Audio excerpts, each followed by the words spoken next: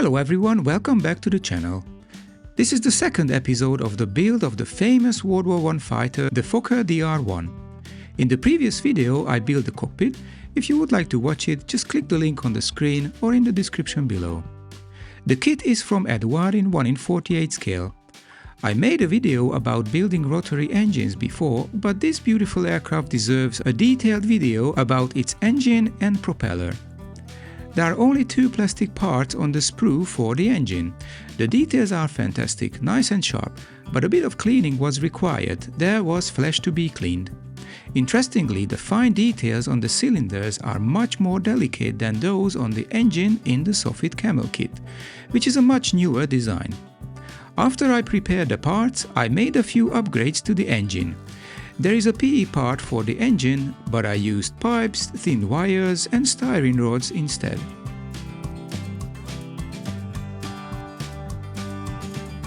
First, I poked the spark plug positions with a needle to guide the drill bit. I used a 0.3mm PCB drill bit to make the holes for the Albion Alloy's 0.3mm nickel-silver tubes. Then, with a diamond file, I shaped the tubes evenly.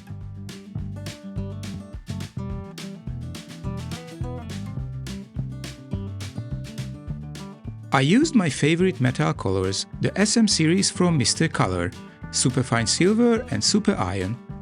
Due to the extremely fine paint pigments, the finish is nice and smooth. I didn't use primer, there is no need, as these paints are quite resilient.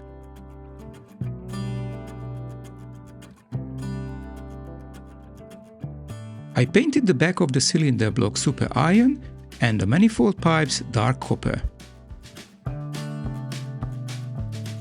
The Oberurser UR2 rotary engine, rated at about 110 horsepower, is used to power the Fokker Dr.1 triplane.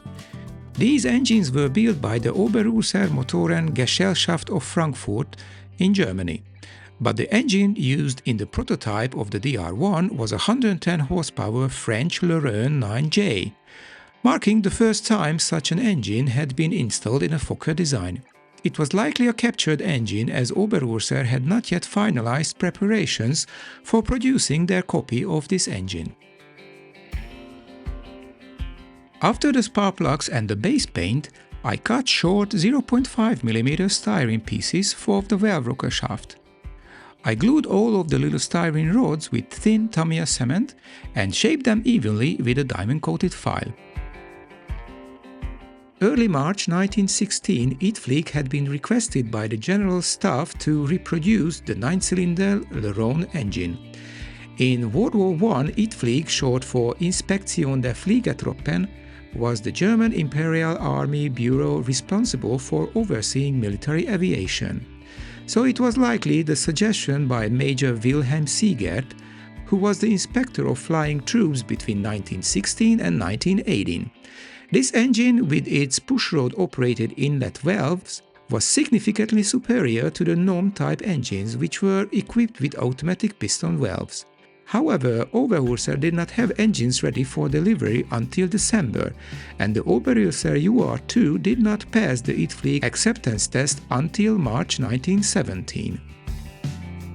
For the push-pull rods, I used 0.3mm nickel-silver tube from Albion Alloys. I cut 6mm long pieces, then shaped them individually to fit into their place. Again, I used diamond-coated files from 200 to 600 grids. I fixed the push-pull rods with superglue. I painted the styrene rods silver, but I left the tubes unpainted. The nickel-silver natural color looks perfect to me. Add another tone variant. During this interim period, engines were being manufactured, and it is possible that Fokker received a pre-acceptance engines for test purposes. Official documentations often refer to the Oberurser UR2 as a Lorraine, so sometimes it's not quite clear the origin of the engine.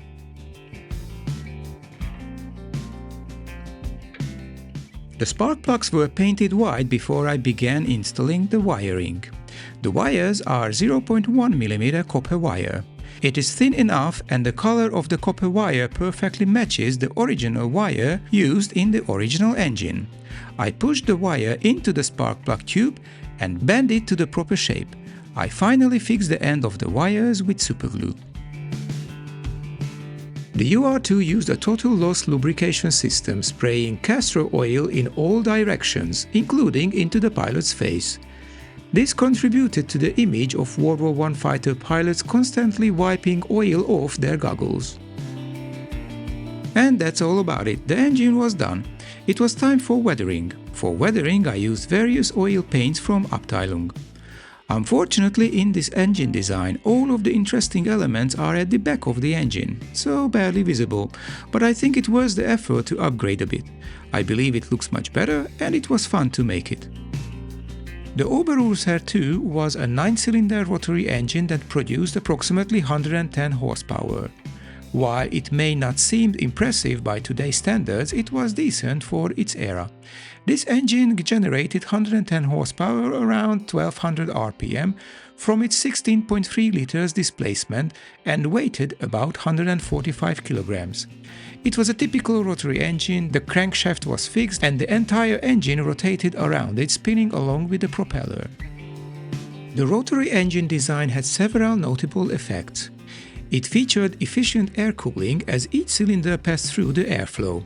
The power-to-weight ratio was relatively high, making it ideal for early aircraft. However, it also introduced significant gyroscopic forces, making turning one way easier than the other. Pilots often joke that in a dogfight you always turn right, as the engine preferred it that way.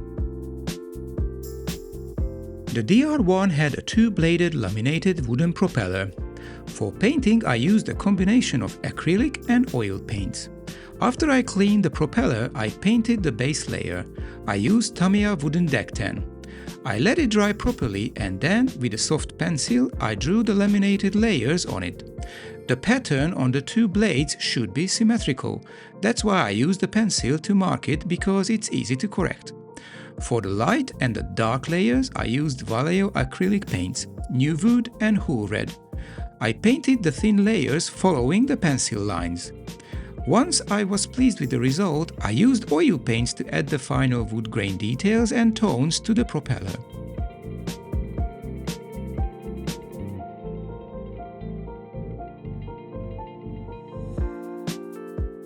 In the simplest terms, the propeller is the device that converts the engine's rotational energy into forward thrust. This may sound simple, but in practice it's a quite complex aerodynamics challenge.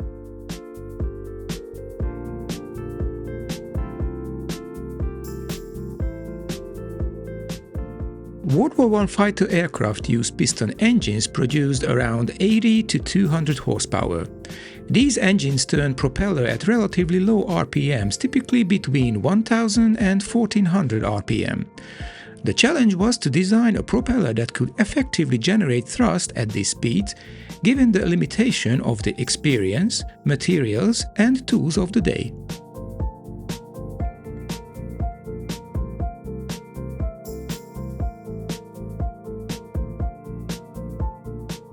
Wood was the natural choice for early propellers. It was lightweight and easy to shape, and the wood effectively absorbed vibration. Makers often use walnut, mahogany, ash or birch, each selected for its strength, grain consistency and resistance to warping. Single-piece wooden propellers had been tried early on, but they presented challenges. They could warp, crack or break under stress or environmental changes. These problems led the engineers to the laminated wooden propellers.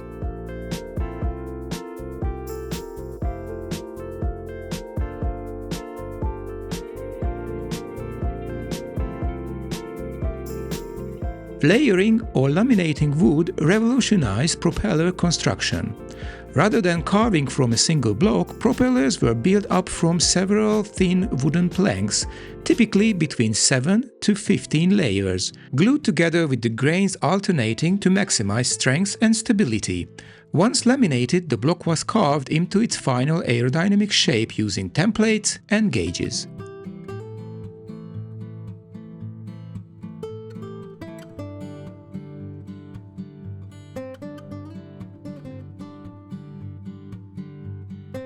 This structural design has several advantages like strength and durability. The layered structure provided resistance to cracking and splitting. A stress fracture in one layer didn't necessarily spread through the others. Wrapping due to humidity and temperature changes was minimized. High-quality wood was always expensive and in short supply.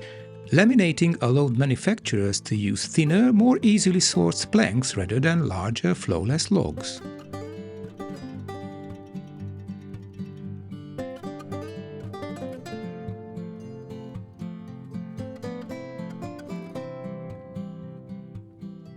The blades had a twist from root to tip, essential to compensate for the difference in speed along the radius.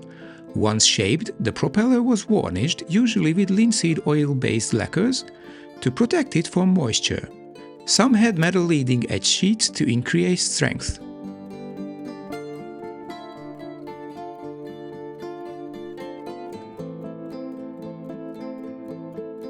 The propeller hub plate and the bolts were painted silver. Before the decals, I protected the painted layers with clear varnish. Then I used decal chemicals to install the two small logos on the propeller blades. Finally, I applied a layer of Tamiya semi-gloss clear.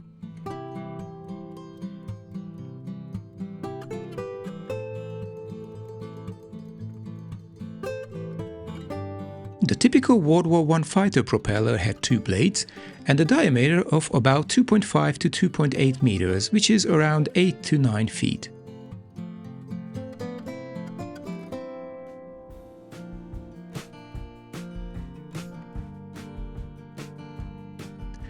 Lucien Xavier was a French aeronautical engineer. His Integrale propellers, which were the first aerodynamically advanced propellers manufactured in Europe, were the first truly successful laminated propellers. These propellers debuting just before the war and widely used and copied after.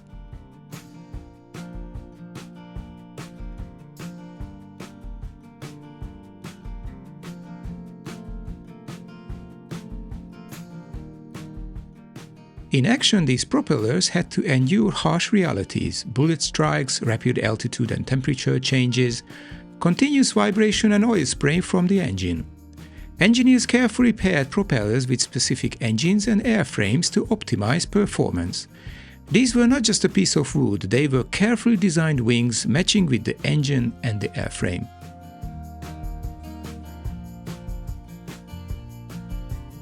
I already finished the engine cowling when I decided to make one more upgrade on it. At the edge of the cowling, a thin metal wire ran around. I'm not sure what the function of this wire was. If you know, please share it with us in the comment section. Eduard provided a PE part for this, but it looks too flat to me. What's more, I thought, if it was a wire, let's make it from a wire. I painted 1mm Tamiya masking tape strip to RLM02, then I applied it on the edge of the cowling.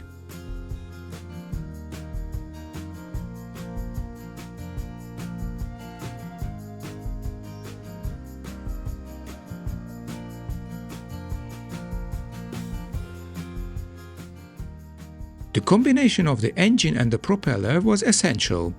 These early propellers had a fixed pitch, which means that during flight the pilot couldn't adjust the pitch of the propeller to achieve optimal performance. Therefore, it was a critical design choice from the engineers to set the pitch of the propeller.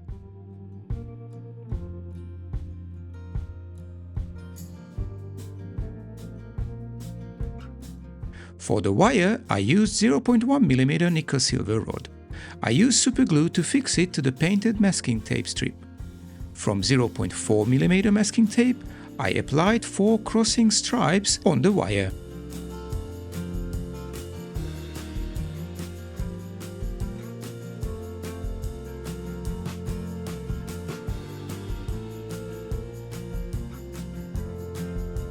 Typical World War I fighters' propellers were optimized for top speed.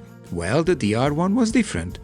The DR1's excellent climb and turn performance was not because it was a triplane, but because its propeller was pitched for the maximum performance at its best rate of climb, not for the top speed. Because the best climb speed was quite close to the best turn speed, the DR1 had an excellent dogfight ability. So to summarize it, its propeller was optimized for dogfighting. There was another unique design element in the DR1 wing, but I tell you this interesting story in the next video.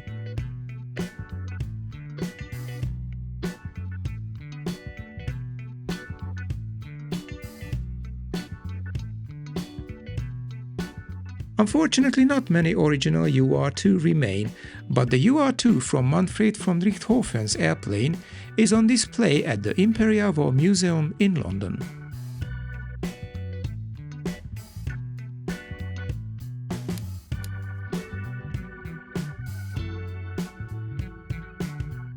Well, now the wire looks like a wire.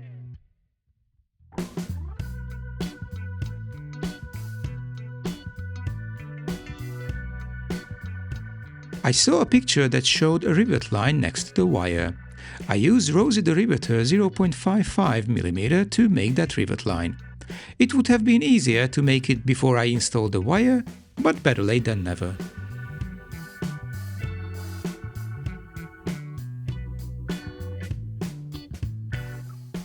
And that's all for now. I assembled the cowling and the engine with the propeller, and this unit was ready to install on the nose of the aircraft.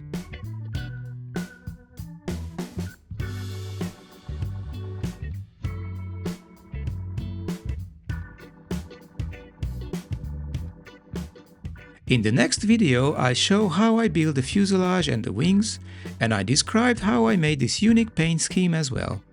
So stay tuned, please like and subscribe, and you won't miss the following videos.